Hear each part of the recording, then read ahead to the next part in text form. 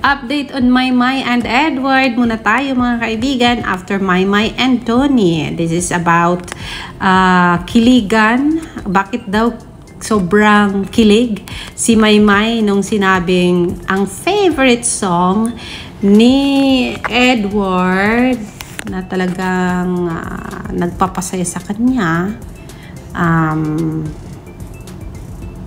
ay You Are My Sunshine. Kasi sabi niya, yung Ama Kabugera, one stage of his life ay kinilig siya sa Ama Kabugera. Pero nang sinabi nung sinabi ni Robin na, di ba sinabi mo Ama Kabugera? Siya, wow!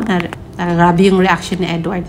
Kasi nga po, he was thinking of the song, a specific song na gusto niyang i-share that time. Kasi sabi niya wala siyang maisip. Tapos biglang sabi niya, ay, meron pala. Ang kanyang paborito ay ang You Are My Sunshine. At bakit kinilig si Maymay? Kasi nga pala, may nag-post din ng old clips ni Maymay at saka ni Edward having that road trip broom broom na kung saan kumanta si Edward ng You Are My Sunshine. Tapos hinuli-huli ni Maymay yung parang sunshine, parang parang sa tawag dito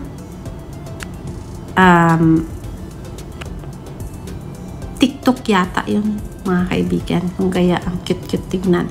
So I will share you that video and kiligin tayo, di ba, lahat. Kasi old yun guys, noon yun mga panahon na ang love team ay si Maymay at si Edward pa. And kaya siguro napa-smile si Maymay dahil sa naalala din niya ang time na yon na kung saan yun kinanta ni Edward yung You Are My Sunshine and katabi niya that time ay si Maymay Entrata. So this is the video mga kaibigan, and huwag masyadong kiligin. Natuwa lang tayo sa reaction ni Maymay, and then natuwa lang tayo sa piniling kanta ni Edward. Kung kaya I want to share this with you and a reminder para sa iba na nakalimot kagaya ko, para lang makarelate tayo bakit parang kinilig si Maymay o parang natuwa si Maymay nung sinabi ni Edward na yung kind of song na paborito niya ay kind of You Are My Sunshine. Let's go. Edward. Wala akong maiisip eh. I think you're so many na Ama Kabugera. Wow. Well, could be. One stage in my life. Okay. We will see. But there's so much more. Ako, yung You Are My Sunshine. You are my sunshine, my only sunshine. Because, ba't ka ano to? Saan ka nakaturo? Sa akin ba o? Hindi. Kasi na-miss yung sunshine, medyo umuulan dito sa Pilipinas ngayon eh. Hindi, kasi kinakanta ko yun ilang years ago eh. With my family as well. Oh, that's very nice. Sa family. Ito naman. Ngayon eh.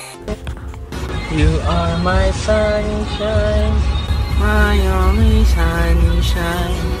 You make me